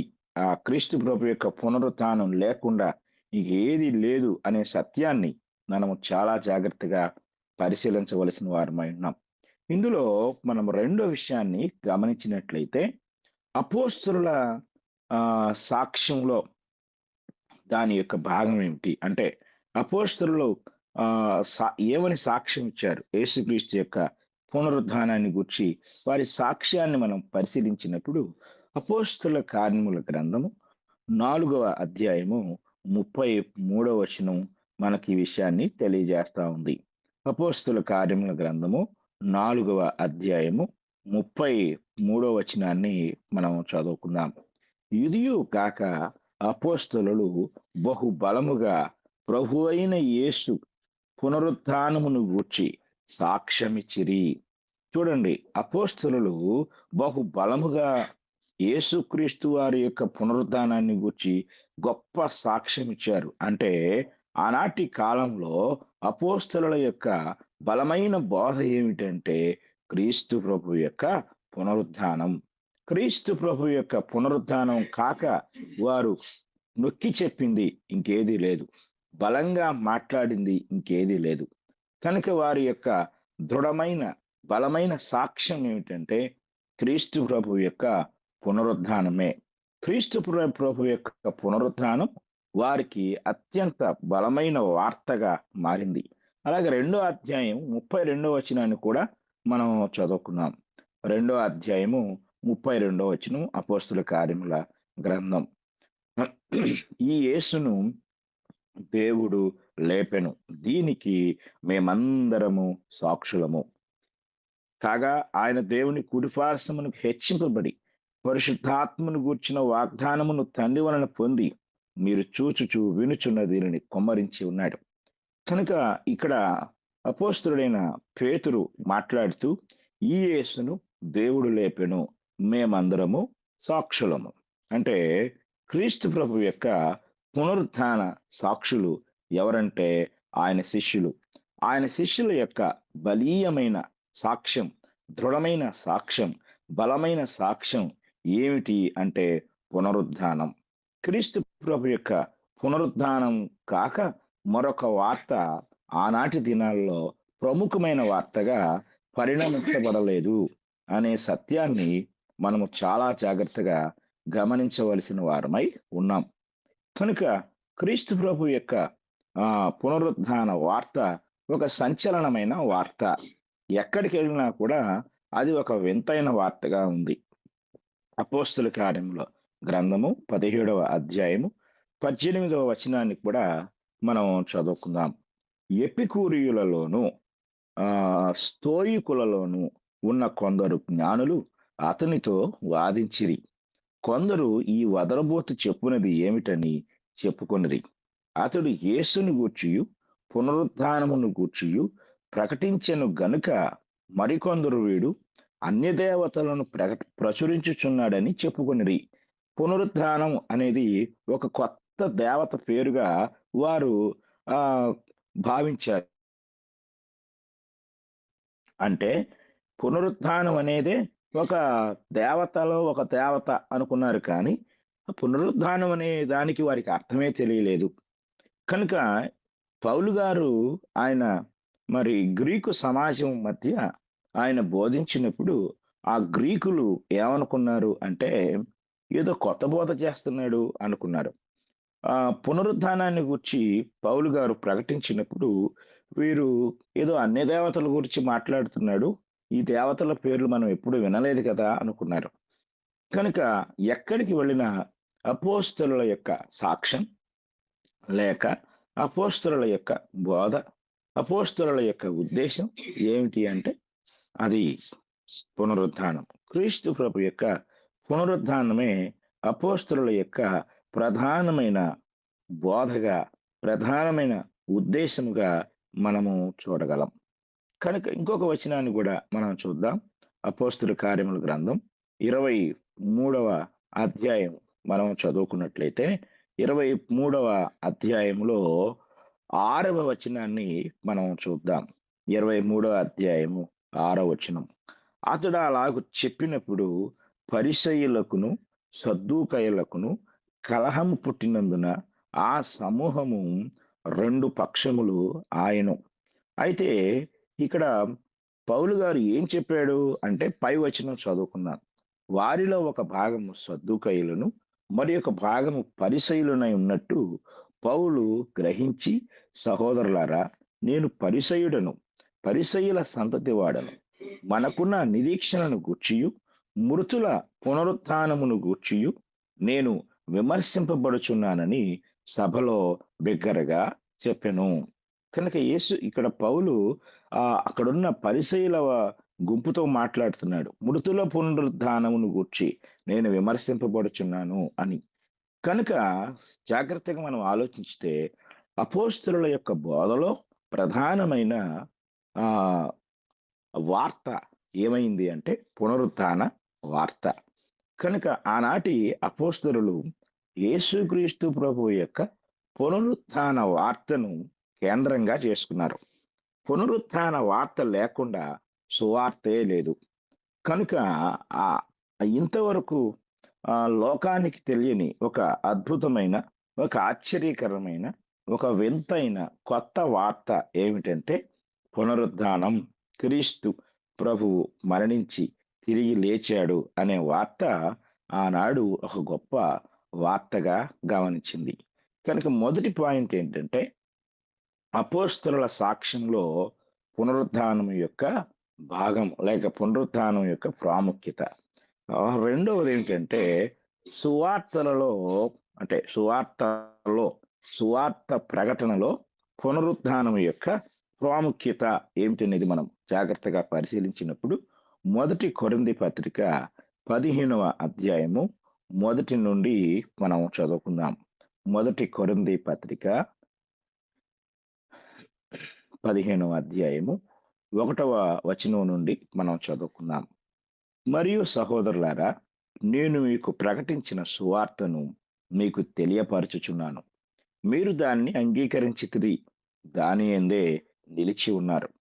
మీ విశ్వాసము వ్యర్థమైతేనే గాని నేను ఏ ఉపదేశ రూపముగా సువార్త మీకు ప్రకటించుతునో ఆ ఉపదేశమును మీరు గట్టిగా పట్టుకొని ఉన్న యెడల ఆ సువార్త వల్లనే మీరు రక్షణ పొందువారై ఉందురు. నాకీయబడిన ఉపదేశమును మొదట నీకు అప్పగించితిని. అదేమనగా, లేఖనముల ప్రకారము క్రీస్తు మన పాపముల నిమిత్తము మృతి పొందెను, సమాధి చేయబడెను, లేఖనముల ప్రకారము 3వ దినమున లేపబడెను. ఆయన కేఫాకును తరువాత 12 కనపడెను. అటు పిమ్మట 500కు ఎక్కువైన సహోదరులకు ఒక్క సమయమందే కనపడెను. వీరిలో అనేకులు ఇప్పటి వరకు నిలిచి ఉన్నారు, కొందరు నిద్రించిరి. ఇది సువార్త. అంటే అపోస్తలుల యొక్క సాక్ష్యం ఏమిటి? పునరుత్థానాన్ని గురించి చెప్పటం. అపోస్తలులు ప్రకటించిన సువార్త ఏమిటి? క్రీస్తు ప్రభు యొక్క మరణ, సమాధి, పునరుత్థానములను గూర్చిన వార్త సువార్తగా వారు తీసుకున్నారు. ఈ సువార్త సర్వలోకానికి ప్రకటించాలనే ఆజ్ఞ వారు పొందుకొని ఉన్నారు. కనుక సువార్తలో పునరుత్థానం యొక్క పాత్ర లేక ప్రాధాన్యత ఏమిటంటే అసలు సువార్తే అది లేకుండా సువార్త లేదు. ఈరోజు చాలా మంది క్రీస్తు ప్రభు యొక్క మరణ, సమాధి, పునరుత్థానములను పక్కన పెట్టి ఎన్నో వార్తలు చెప్తూ ఉంటారు. లక్షలాది రూపాయలు ఖర్చు పెట్టే మీటింగుల్లో కూడా క్రీస్తు ప్రభు యొక్క పునరుత్థాన వార్తను తీసుకురాకుండా మానవ కల్పిత వార్తలను, మానవ సాక్ష్యాలను, మానవుల జీవితంలో జరిగిన దానికే, ఆ ప్రకటనకే అధిక ప్రాధాన్యతనిస్తూ, అధిక సమయాన్ని కేటాయిస్తూ మనుషుల యొక్క మనస్సులను మానవ జీవితాల వైపు మరల్చుతూ ఉన్నారు. కనుక సువార్త మారిపోయింది. అంటే సువార్త యొక్క ప్రాముఖ్యత అనేది సంపూర్ణముగా మానవ హృదయాలలో తొలగించబడి అది సువార్తలా కాకుండా మానవ వార్తలాగా మారిపోయింది. కనుక సువార్త యొక్క ఉద్దేశాన్ని మనుషులు తప్పుత్రోవ పట్టించారు. అందుకే పౌలు గారు ఒక విషయాన్ని ఇలాగ చెప్పాడు. గలతీయులకు రాసిన పత్రిక 1వ అధ్యాయము మనం చదువుకున్నట్లయితే, గలతీయులకు రాసిన పత్రిక 1వ అధ్యాయము 6వ వచనం నుండి మనము చదువుకున్నాం. క్రీస్తు కృపను బట్టి మిమ్మల్ని పిలిచిన వాని విడిచి భిన్నమైన సువార్త తట్టుకు మీరంత త్వరగా తిరిగిపోవట చూడగా నాకు ఆశ్చర్యమగుచున్నది.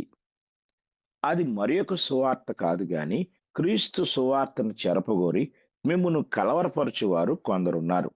మేము మీకు ప్రకటించిన సువార్త గాక మరి యొక్క సువార్తను మేమైనను పరలోకం నుండి వచ్చిన ఒక దూతైనను మీకు ప్రకటించిన యెడల అతడు శాపగ్రస్తుడవును గాక. మేమిది వరకు చెప్పిన ప్రకారం ఇప్పుడును మరలా చెప్పుచున్నాము, మీరు అంగీకరించిన సువార్త గాక మరి ఒకటి ఎవడైనను మీకు ప్రకటించిన యెడల వాడు శాపగ్రస్తుడవును గాక అని చెప్పాడు. అంటే అపోస్తులైన పౌలు గలతీయ ప్రాంతంలో ఆయన సువార్త ప్రకటించినప్పుడు ఆ సువార్త ద్వారా అనగా యేసుక్రీస్తు మరణ, సమాధి, పునరుత్థానముల వార్త ద్వారా క్రొత్త నిబంధన స్థాపన జరిగింది. పాత నిబంధన క్రీస్తు ప్రభు శిలువలో కొట్టివేయబడింది. ధర్మశాస్త్ర అధికారం తొలగించబడింది. సున్నతి నియమం పోయింది. ఇవన్నీ తీసివేసి ఆయన క్రొత్త నిబంధనకు మధ్యవర్తిగా వచ్చారు.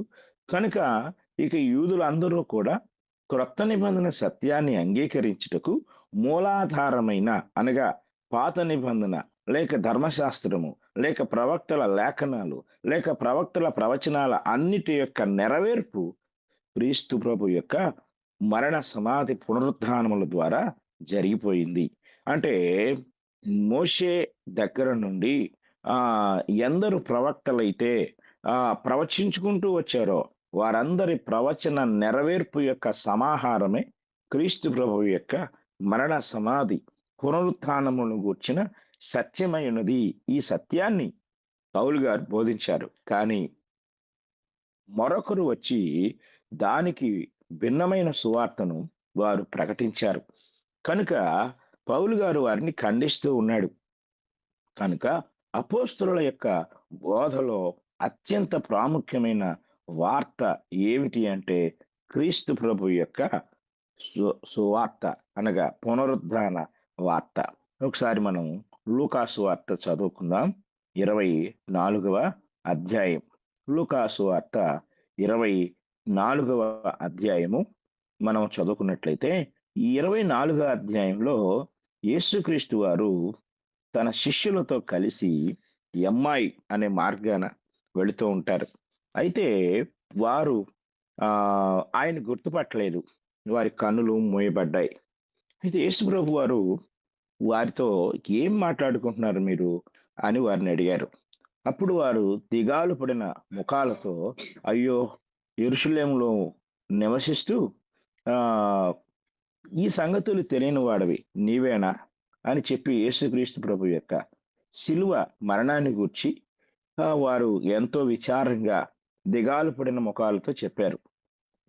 అప్పుడు యేసుక్రీస్తు వారు వారితో మాట్లాడుతూ ఇలాగా అన్నాడు. చూడండి, మనం వారి సంభాషణ 23వ వచనం నుంచి చదువుకుందాం. లూకా సువార్త 24వ అధ్యాయం 23వ వచనం. కొందరు దేవదూతలు తమకు కనబడి ఆయన బ్రతికి ఉన్నాడని చెప్పిరని మాతో చెప్పి మాకు విస్మయం కలుగు చేసిరి. మాతో కూడా ఉన్న వారిలో కొందరు సమాధి యొద్దకు వెళ్ళి ఆ స్త్రీలు చెప్పినట్టు కనుగొనిరి గాని ఆయన్ను చూడలేదని ఆయనతో చెప్పిరి. అందుకు ఆయన, అవివేకులారా, ప్రవక్తలు చెప్పిన మాటలనన్నిటినీ నమ్మని మందమతులారా, క్రీస్తు ఇలాగు శ్రమపడి తన మహిమలో ప్రవేశించుట అగత్యము కాదా అని వారితో చెప్పి మోషేయు సమస్త ప్రవక్తలను మొదలుకొని లేఖనములన్నిటిలో తన్నుగూర్చిన వచనముల భావము వారికి తెలిపెను. అంటే మోషే దగ్గర నుండి సమస్త ప్రవక్తలు ఏ ఏ లేఖనాల్లో మాట్లాడారో అవన్నీ ఆయన వారికి అక్కడ బోధించారు. లూకా గారు అవన్నీ రాయలేదు, కానీ అవన్నీ బోధించారు. అంటే యేసుక్రీస్తు యొక్క పునరుద్ధానాన్ని గూర్చి ఎవరు ప్రకటించారు అంటే మోషే దగ్గర నుండి, అంటే ఒక్క మాటలో చెప్పాలంటే ఆది కాండము దగ్గర నుండి మలాకీ గ్రంథము వరకు కూడా క్రీస్తు ప్రభు యొక్క పునరుద్ధాన సత్యాన్ని బోధించటం జరిగింది. పునరుద్ధాన సత్యాన్ని ముందుగానే ప్రవచనాల ద్వారా ప్రవచించటం జరిగింది. ఇది మనం చాలా జాగ్రత్తగా ఆలోచించవలసిన వారమై ఉన్నాం. కనుక ఇది సువార్త. ఈ సువార్తను కాకుండా గలతీ ప్రాంతంలో మరికొందరు యూదులు వచ్చి భిన్నమైన సువార్తను ప్రకటించారు. కనుక సువార్తలో అత్యధికమైన ప్రాముఖ్యత కలిగింది, అత్యంత ప్రాముఖ్యమైంది ఏమిటి అంటే క్రీస్తు మరణ సమాధి పునరుద్ధానముల వార్త. ఆ వార్త లేకుండా ప్రకటించే ఏ వార్త సువార్త కాదు. అది అసలు క్రీస్తును గూర్చిన వార్తే కాదు. కనుక ఒకటి అపోస్తలుల యొక్క విట్నెస్ లో, అంటే వారు సాక్ష్యం ఇచ్చుటలో ప్రధానమైన పాత్ర పోషించింది క్రీస్తు ప్రభు యొక్క పునరుద్ధానం. 2, సువార్త ప్రకటనలో అత్యంత ప్రాముఖ్యమైన పాత్ర వహించింది క్రీస్తు ప్రభు యొక్క పునరుద్ధానం. కనుక అపోస్తలులు సాక్ష్యం ఇచ్చారు అంటే అక్కడ క్రీస్తు పునరుద్ధానం లేకుండా వాళ్ళు సాక్ష్యం ఇవ్వలేదు. ఇక అపోస్తలులు సువార్త ప్రకటించారు అంటే క్రీస్తు పునరుద్ధాన వార్తే సర్వలోకానికి సువార్త, మంచి వార్తగా పరిణమించినట్లుగా మనం చూడగలం. ఇక 3వ విషయాన్ని మనం ఆలోచించినట్లయితే రక్షణ విషయంలో సువార్త యొక్క ప్రాముఖ్యత మనం గమనిద్దాం. 1 కొరింథీ పత్రిక 15వ అధ్యాయం 12వ వచనం నుండి మనం చదువుకుందాం. 1 కొరింథీ పత్రిక 15వ అధ్యాయము 12వ వచనం నుండి మనం చదువుకున్నట్లయితే అక్కడ ఈ మాటలు కనబడతాయి. క్రీస్తు మృతులలో నుండి లేపబడి ఉన్నాడని ప్రకటింపబడుచుండగా మీలో కొందరు మృతుల పునరుత్థానము లేదని ఎట్లు చెప్పుచున్నారు? మృతుల పునరుత్థానము లేని యెడల క్రీస్తు కూడా లేపబడి ఉండలేదు. మరియు క్రీస్తు లేపబడి ఉండని యెడల మేము చేయు ప్రకటన వ్యర్థమే, మీ విశ్వాసమును వ్యర్థమే. దేవుడు క్రీస్తును లేపెనని ఆయనను గూర్చి మేము సాక్ష్యము చెప్పి ఉన్నాము కదా.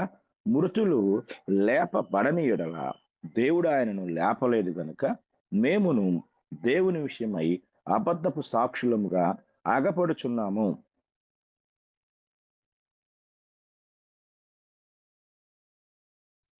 కనుక ఈ మాటలు మనం చాలా జాగ్రత్తగా గమనించవలసిన వారమై ఉన్నాం. ఒక 16 వచనానికి వద్దాం. మృతులు లేపబడని యెడల క్రీస్తు కూడా లేపబడలేదు. క్రీస్తు లేపబడని యెడల నీ విశ్వాసం వ్యర్థమే, మీరు ఇంకను మీ పాపంలోనే ఉన్నారు. అంతేకాదు, క్రీస్తునందు నిద్రించిన వారును నశించిరి. ఈ జీవితకాలం మట్టుకే మనము క్రీస్తునందు నిరీక్షించు వారమైన యెడల మనుషులందరికంటే దౌర్భాగ్యులమై ఉందుము. అంటే క్రీస్తు ప్రభు యొక్క పునరుద్ధానం అనేది లేకపోతే ఏం జరుగుతుంది అంటే మన యొక్క విశ్వాసం అంతా కూడా వ్యర్థమైపోతుంది. ఇంకా అసలు మనకి రక్షణే లేదు అనే సంగతి మనం గ్రహించాలి. అందుకే ఇక్కడ ఏమంటున్నాడు అంటే ఒకవేళ మనము క్రీస్తునందు విశ్వసించే విశ్వాసము, నిరీక్షించే నిరీక్షణ ఇక్కడ బతికేదానికే అయితే ఈ లోకంలో ఉన్న వారందరికంటే మనమే దౌర్భాగ్యులం అవుతాం. కనుక క్రీస్తు ప్రభు యొక్క పునరుద్ధానము ఈ లోకంలో జీవించే దానికోసం అనుగ్రహించబడిన నిరీక్షణ కాదు, కానీ మనం ఈ లోకాన్ని విడిచిపెట్టిన తర్వాత కూడా క్రీస్తుతో కూడా ఉండే ఒక గొప్ప నిరీక్షణ మనకు క్రీస్తు ప్రభు యొక్క పునరుద్ధానం అనుగ్రహించింది. కనుక క్రీస్తు ప్రభు యొక్క పునరుద్ధానము రక్షణకు మూలాధారమై ఉన్నది. క్రీస్తు ప్రభు యొక్క పునరుద్ధానమే లేకపోతే మనకు రక్షణే లేదు అనే సంగతి మనము చాలా జాగ్రత్తగా గమనించాలి. రక్షణలో క్రీస్తు ప్రభు యొక్క పునరుత్థానం యొక్క ప్రాముఖ్యతను గురించి కొన్ని విషయాలు మనం వరుస క్రమంలో ధ్యానిద్దాం. ఇందులో మొదటి ప్రాముఖ్యత లేక మొదటి ప్రతిపాదన ఏమిటి అనేది మనం చాలా జాగ్రత్తగా పరిశీలించినట్లయితే ఇక్కడ 12వ వచనం మనకి ఇలా తెలియజేస్తుంది. 12వ వచనాన్ని మనం మరలా చదువుకుందాం. 12వ వచనం చూస్తే క్రీస్తు మృతుల్లో నుండి లేపబడి ఉన్నాడని ప్రకటింపబడుచుండగా, అంటే అసలు సువార్త ప్రకటన యొక్క మూల ఉద్దేశమే క్రీస్తు మృతుల్లో నుండి లేపబడి ఉన్నాడు అని. మరి మీలో కొందరు మృతుల పునరుద్ధానం లేదని ఎట్లు చెప్పుచున్నారు అంటే మొదటి ప్రతిపాదన ఏమిటి అంటే మృతుల పునరుద్ధానం లేదు అనే ప్రతిపాదన క్రీస్తు ప్రభు మృతుల్లోండి లేచాడు అనే ప్రతిపాదనకు వ్యతిరేకమైన ప్రతిపాదన. ఇక రెండవ ప్రతిపాదన ఏమిటి అంటే మనం 13వ వచనం చదువుకుందాం. 13వ వచనాన్ని మనం చూస్తే 13వ వచనంలో మృతుల పునరుత్థానము లేని యెడల క్రీస్తు కూడా లేపబడి ఉండలేదు. మొదటి ప్రతిపాదన ఏమిటి? క్రీస్తు మృతుల్లోండి లేపబడకపోతే, పునరుత్థానం అనేది జరగకపోతే ఇక మానవ నిరీక్షణకు లేక క్రైస్తవ నిరీక్షణకు ఆధారం ఏమిటి? రెండవ ప్రతిపాదన ఏమిటి? పునరుత్థానం లేకపోతే క్రీస్తు కూడా లేపబడలేదు. ఇక మూడవ ప్రతిపాదన మనం చూస్తే క్రీస్తు లేపబడకపోతే సువార్త వ్యర్థమైపోతుంది, అనగా అపోస్తులు ప్రకటించే ప్రకటన వ్యర్థమైపోతుంది. మేము ప్రకటించిన వార్త విని మీరు క్రీస్తునందు ఉంచిన విశ్వాసం కూడా ఏమైపోతుంది? వ్యర్థమైపో. కనుక క్రీస్తు ప్రభు యొక్క మరణము ద్వారా లేక ఆయన పునరుత్థానం ద్వారా కలిగిన ఈ ఒక ప్రతి విషయాన్ని మనం ఆలోచించినప్పుడు ఇక 4వ ప్రతిపాదన మనం గమనించినట్లయితే ఇది 15వ వచనంలో మనకు కనపడుతుంది. అంతేకాక మృతులు లేపబడని యెడల మా సాక్ష్యం ఏమవుతుంది? అది అబద్ధ సాక్ష్యం అవుతుంది అంటాడు ఇక్కడ పౌలు గారు.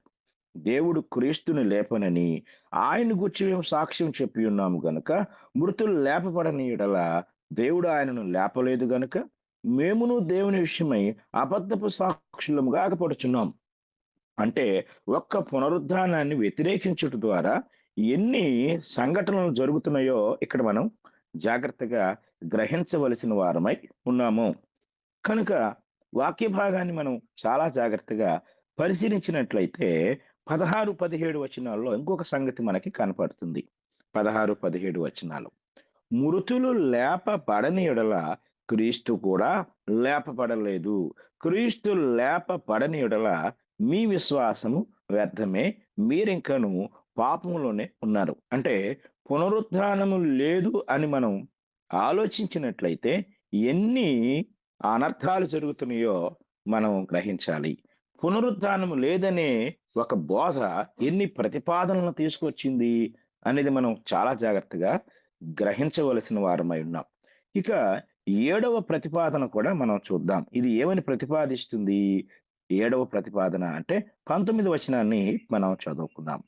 19 వచనాన్ని మనం చూస్తే ఈ జీవిత కాలము మట్టుకే మనము క్రీస్తునందు నిరీక్షించు వారమై ఉండి అందరికంటే దౌర్భాగ్యులమైపోతాం. ఎంత దురదృష్టమో చూడండి. మనం అందరికంటే కూడా దౌర్భాగ్యమైన స్థితిలోనికి వెళ్ళిపోతాం. ఇక 8వ ప్రతిపాదన ఏం చెప్తుంది అనేది మనం ఆలోచిస్తే 20వ వచనాన్ని మనం చదువుకుందాం. 20వ వచనాన్ని మనం చూసినప్పుడు, ఇప్పుడైతే నిద్రించిన వారిలో ప్రథమ ఫలముగా క్రీస్తు మృతుల్లో నుండి లేపబడి ఉన్నాడు. అప్పుడు 8వ ప్రతిపాదన ఏమవుతుందంటే, ఇక క్రీస్తు కూడా లేపబడలేదు అనే విషయాన్ని తెలియజేస్తుంది. కనుక పునరుద్ధానము ఇన్ని ప్రతిపాదనలను అధిగమించి మనకు ఒక గొప్ప నిరీక్షణను అనుగ్రహించింది. ఇది మనం చాలా జాగ్రత్తగా గ్రహించవలసిన వారమై ఉన్నాం. కనుక క్రీస్తు ప్రభు యొక్క పునరుద్ధాన సత్యాన్ని మనం చాలా జాగ్రత్తగా గ్రహించాలి. కనుక ఆనాటి కాలంలో, అపోస్తలుల కాలంలో, అపోస్తలుల యొక్క పరిచర్యలో ప్రథమమైన పాత్ర పోషించింది క్రీస్తు ప్రభు యొక్క పునరుద్ధానం.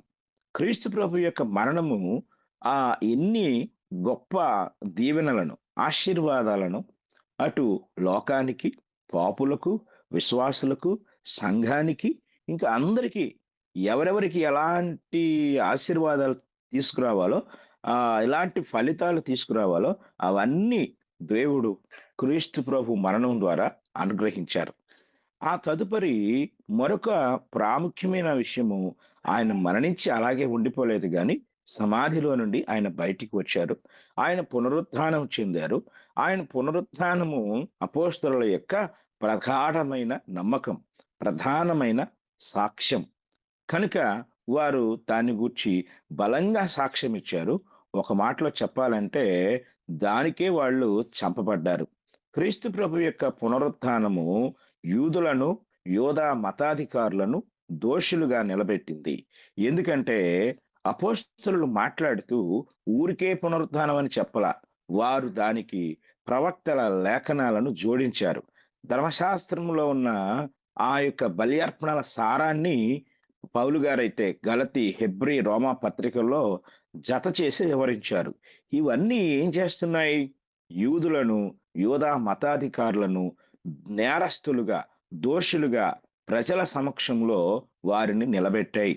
కనుక పునరుత్థానాన్ని వారు ఖండించట ద్వారా ఒకవైపు ధర్మశాస్త్రాన్ని, ప్రవక్తల ప్రవచనాలను కూడా వాళ్ళు వ్యతిరేకించినట్లుగా మనం చూడగలం. కనుక అపోస్తలుల యొక్క సాక్ష్యంలో అత్యంత ప్రాముఖ్యమైనది పునరుద్ధాన వార్త. తరువాత వారు ఆజ్ఞాపించబడ్డారు సర్వలోకానికి వెళ్ళి సువార్త ప్రకటించాలని. కనుక వారి సువార్తలో అత్యధికమైన ప్రాముఖ్యమైంది క్రీస్తు ప్రభు యొక్క పునరుత్థాన వార్త. కనుక క్రీస్తు ప్రభు యొక్క పునరుత్థానము మనము చాలా జాగ్రత్తగా పరిశీలించినట్లయితే అపోస్తలులు ఎక్కడికి వెళ్ళినా దాన్ని గుర్చే ప్రకటించారు. మనం ఇంతవరకు ధ్యానించిన అపోస్తున్న పౌలు గారు కొరింథీయులకు రాసిన మొదటి పత్రిక 15వ అధ్యాయం 1-22 వచనాల్లో పునరుత్థానం లేదంటే, క్రీస్తు ఇంకా తిరిగి లేవలేదు అంటే ఎన్ని అనర్థాలు జరుగుతున్నాయో ఒక సుమారుగా 8 ప్రతిపాదనలు క్రీస్తు ప్రభు పునరుత్థానం నుండి మనం నేర్చుకున్నాం. కనుక క్రీస్తు ప్రభు యొక్క పునరుత్థానం ద్వారా మనం పొందుకున్న ఈ గొప్ప ప్రయోజనాలను, ఈ గొప్ప మేలులను మనము చాలా జాగ్రత్తగా గ్రహించవలసిన వారమై ఉన్నాం. కనుక పునరుత్థాన సత్యాన్ని మనము జాగ్రత్తగా ఒక్కొక్కటి గ్రహిస్తూ పునరుత్థానాన్ని గురించి ఇంకా దేవుడు మనకు ఆ లేఖనాలలో లేక క్రొత్త నిబంధనలో ఇంకా ఏ సంగతులు దాచి ఉంచాడో వాటన్నిటినీ మనము క్రమబద్ధంగా నేర్చుకున్నాము. దేవుని పిల్లలముగా క్రైస్తవులుగా ఉన్న మనము క్రీస్తు పునరుత్థానం చెందాడనే విషయాన్ని హృదయపూర్వకంగా ఎలా విశ్వసించగలమంటే, దానిని నమ్ముట ద్వారా విధేయత కలిగి క్రీస్తు ప్రభువులోనికి బాప్తిస్మం పొందుట ద్వారా క్రీస్తు ప్రభు యొక్క మరణ సమాధి పునరుత్థానముల వార్తను హృదయపూర్వకంగా స్వీకరించే వారంగా మనం ఉంటాం. ఒకవేళ ఇంకా ఎవరైతే క్రీస్తు ప్రభువును నమ్మి ఆయన నామం ద్వారా దేవుడు అనుగ్రహించే రక్షణను పొందలేకుండా ఉన్నారో వారందరూ కూడా ఇంకా క్రీస్తు ప్రభు పునరుత్థానాన్ని అపనమ్మకంగా ఉన్నారు, లేక ఆ ఇంకా విశ్వసించకుండా ఉన్నారు అని పరోక్షంగా తెలియచేస్తూ ఉన్నారు.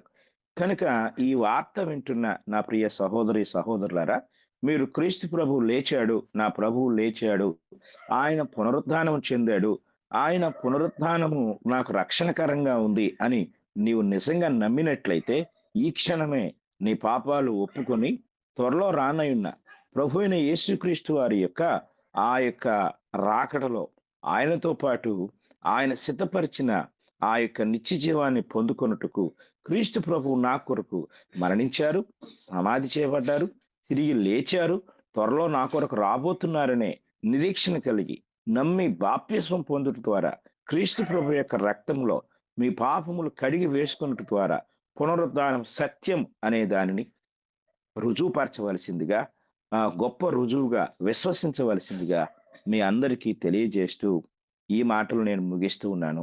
ఇంతవరకు శ్రద్ధతో విన్న మీ అందరికీ నా హృదయపూర్వక వందనాలు తెలియజేస్తూ ఉన్నాను. మీకు కూడా వందనములు సార్. ముగింపు ప్రార్థన చేయండి. పరిశుద్ధుడు అయిన తండ్రి, మీ ఘనమైన నామానికి స్తుతులు, స్తోత్రాలు, కృతజ్ఞతలు చెల్లిస్తున్నాం. మా తండ్రి, ఈ యొక్క ఉదయకాల సమయంలో బలహీనమైన నా స్వరాన్ని బలపరిచి మీ బిడ్డల ప్రార్థనల ఫలితంగా మరి విశేషమైన మీ కృపను బట్టి మాట్లాడే అవకాశాన్ని ఇచ్చినందుకు మీకు స్తోత్రాలు. ఎంతో పరిశుద్ధమైన మీ వాక్యాన్ని తండ్రి వివరించుటకు కావలసిన జ్ఞానమును, తండ్రి వివేకమును, తండ్రి కావలసిన శక్తిని, బలాన్ని ప్రసాదించి తండ్రి బలహీనమైన నన్ను మీ కృపలో నిలబెట్టి మీ కుమారుని పునరుత్థాన వార్తను మరొకసారి ధ్యానించే భాగ్యాన్ని ఇచ్చినందుకు మీకు స్తుతులు, స్తోత్రాలు చెల్లిస్తున్నాం. గడిచిన దినాల్లో మా ప్రభు యొక్క మరణాన్ని గురించి మేము ధ్యానించే అవకాశాన్ని మీరు మాకు దయచేశారు తండ్రి. అందును బట్టి మీకు స్తోత్రాలు చెల్లిస్తున్నాం. అలాగే మా తండ్రి, ఈ సమయంలో మరి ఈరోజు నూతనంగా పునరుత్థానాన్ని గురించి మేము ధ్యానించుటకు మీరు చూపిన కృపను బట్టి మీకు స్తోత్రాలు తండ్రి. మా ప్రభు యొక్క పునరుత్థానం ప్రపంచ గతిని మార్చింది, మానవ నిరీక్షణను తండ్రి పునరుద్ధరించింది తండ్రి. సమస్త మానవ జాతి యొక్క నిరాశ, నిస్పృహ స్థితి నుండి విడిపించి ధైర్యం, బలం, నిరీక్షణ, మరణానికి ఎదురెళ్లే ఒక గొప్ప విశ్వాసం, మరణం నన్ను ఏమి చేయలేదనే ఒక గొప్ప నిరీక్షణ మా ప్రభు పునరుత్థానం ద్వారా మీరు అనుగ్రహించారు. ఆ పునరుత్థాన వార్తలోనే తండ్రి మరి రక్షణ భాగ్యాన్ని కూడా మీరు అంతర్లీనంగా దాచి ఉంచారు. అందును బట్టి మీకు స్తోత్రాలు చెల్లిస్తున్నాం. మరి విన్న మా సహోదరి సహోదరులు, మా తండ్రి, మరి మీ యొక్క కుమారుని పునరుత్థానాన్ని హృదయపూర్వకంగా విశ్వసించి పునరుత్థానం తర్వాత తీర్పు ఉంటుందని రక్షణ పొందిన వారు భయంతో బతికే బ్రతుకులు అనుగ్రహించండి. రక్షణ పొందని వారు మా తండ్రి మరి పునరుత్థానంలో ఆ ప్రభు రాకడలో నేను మరలా ప్రభుతో ఉండాలనే విశ్వాసం కలిగి లోబడి ఇప్పుడే రక్షణ పొందుకునే తీర్మానాన్ని అనుగ్రహించమని వేడుకుంటున్నాం. దయగలిగిన తండ్రి మీకు స్తోత్రాలు చెల్లిస్తున్నాం. ఇంకా ఎందరో పునరుద్ధాన వార్త తెలియకుండా నశించిపోతున్న వారు ఉన్నారు. ఈ ఛానల్ ద్వారా వారు ఈ పునరుద్ధాన సత్యాన్ని విని నమ్మి మారు మనసు పొంది రక్షణ పొందే భాగ్యం దయచేయమని వేడుకుంటున్నాం. అలాగే మా తండ్రి మరి నూతన సంవత్సరంలో ప్రారంభించబడబోయే ఆన్లైన్ బైబిల్ ఇన్స్టిట్యూట్ కొరకు కొత్త వారు త్వరగా తండ్రి అందులో జాయిన్ అవుటకు వారి మనస్సులను మీరు ప్రేరేపించమని, గ్రూపులో ఉన్న ప్రతి ఒక్కరూ కూడా ఆ గొప్ప భాగ్యాన్ని తండ్రి సద్వినియోగం చేసుకునే ప్రేరణ వారికి అనుగ్రహించమని వేడుకుంటూ ఉన్నాం. మా తండ్రి ఇంకా ఎందరైతే మరి బలహీనులుగా రోగగ్రస్తులుగా ఉన్నారో వారందరిని మీరు దర్శించండి, బలపరచండి, కావలసిన ఆరోగ్యాన్ని, శక్తిని, బలాన్ని దయచేయండి. అలాగే ఈ కార్యక్రమాంతటినీ కూడా తండ్రి ఎంతో మరి భారభరితంగా, ఎంతో జ్ఞానయుక్తంగా నడిపిస్తున్న తండ్రి మీ దాసుడు తండ్రి మరి రవి గారిని, వారి కుటుంబాన్ని మీరు దీవించి ఆశీర్వదించి ఇంకా మీ కొరకు బలమైన కార్యాలు జరిగించే బలమైన పనిముట్లుగా, ఆయుధాలుగా మీరు ఉపయోగించుకోనమని వేడుకుంటూ ఉన్నాం.